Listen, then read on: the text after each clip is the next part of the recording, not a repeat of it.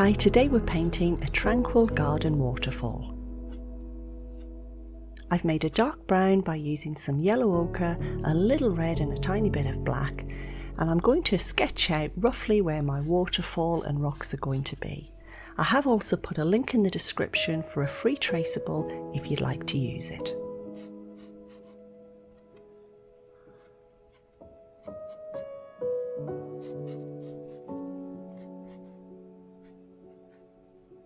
I'm using a flat brush for this, and all I'm thinking about is roughly where the waterfall is going to be and where the shaded areas are going to be around it.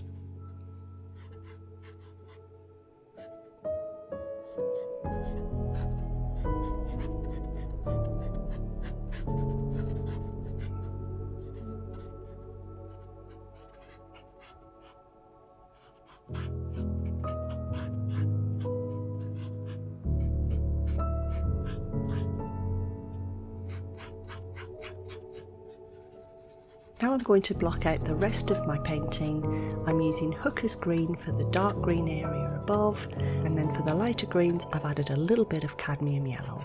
I'm not worried about any details at this stage. All I'm looking at is which areas are darker and lighter when compared to others.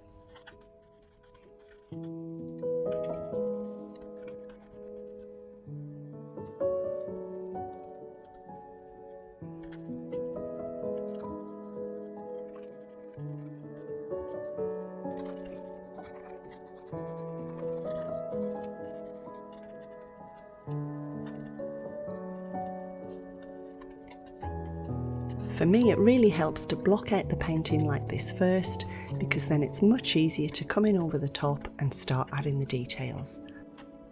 Often with a painting like this, if there's a lot going on, it's also easier to break it down into sections and just work on each small part until eventually you build up the whole painting.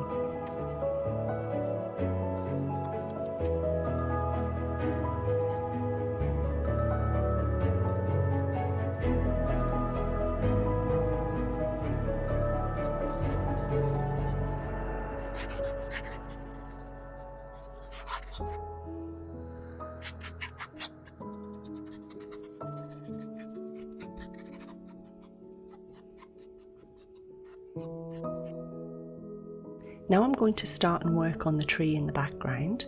I'm using the tip and also the side of my filbert brush to get that lovely curved shape, and because the paint is wet, it's slightly blending together here and there.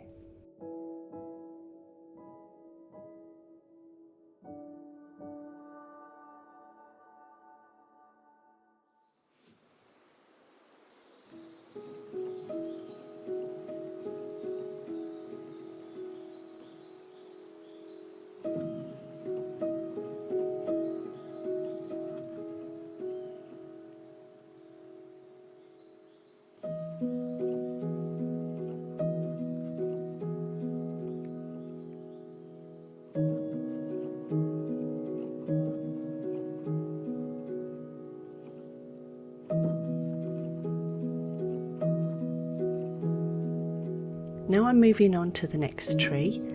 For this one I'm adding sort of pockets of shadow here and there, and then I've added some white to my light green to make it even lighter, and we'll start adding the branches and the leaves and the highlights.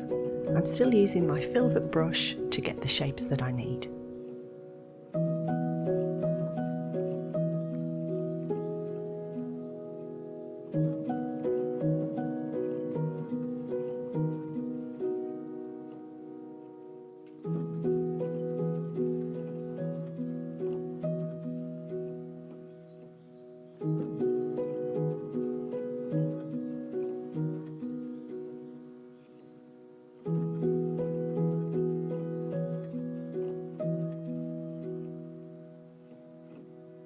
Now I'm using a small round brush, and I've made the green even lighter by adding more white. I've picked out the different shapes of the leaves, and I'm adding highlights on the very end.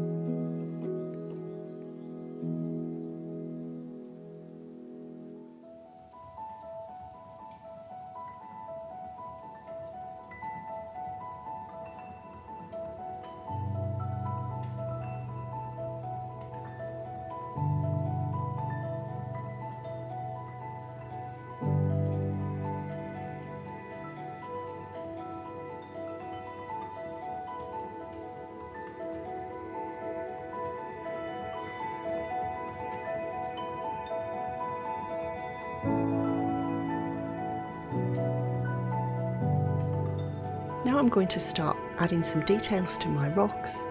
To get the shapes of the rocks, I'm using the dark brown colour to almost sculpt out the shape and form of the rocks that I need.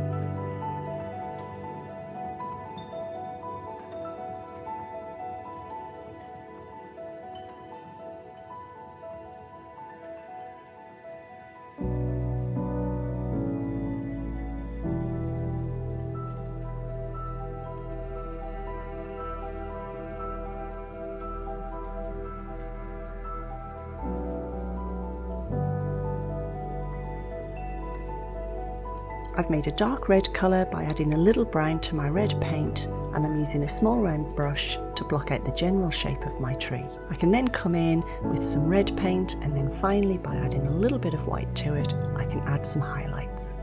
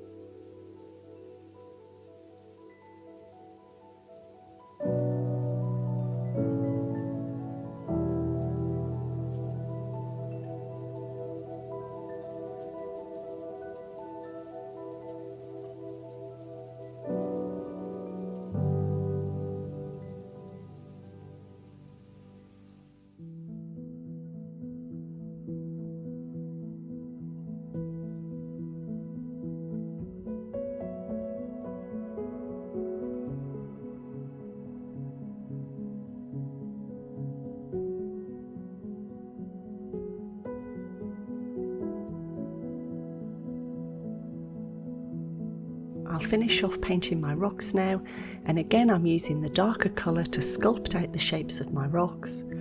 Probably the main thing to remember is make them nice and dark at the bottom to give them a solid base, and then on the flat top surface you can add a bit of a highlight by adding some white to your yellow ochre.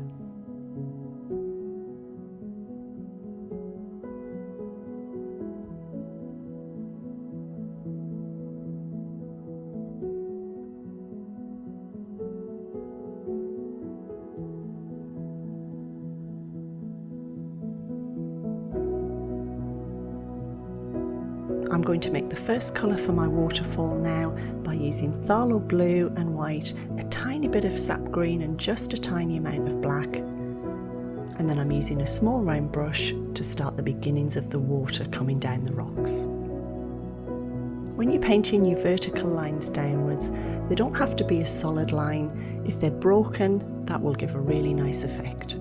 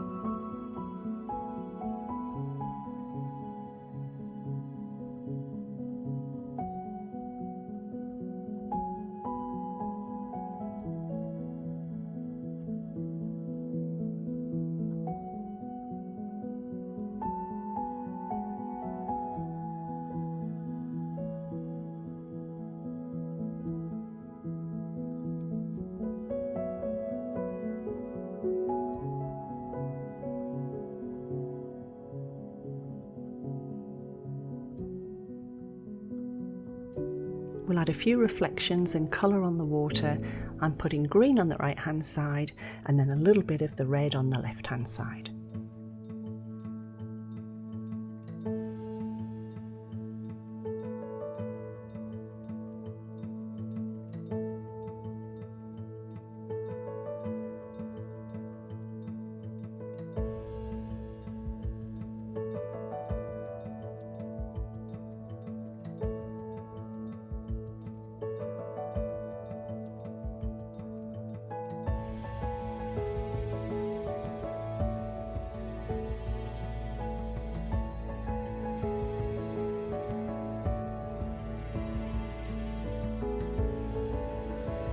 Now I have a liner brush and I'm using white to add those highlights on the water.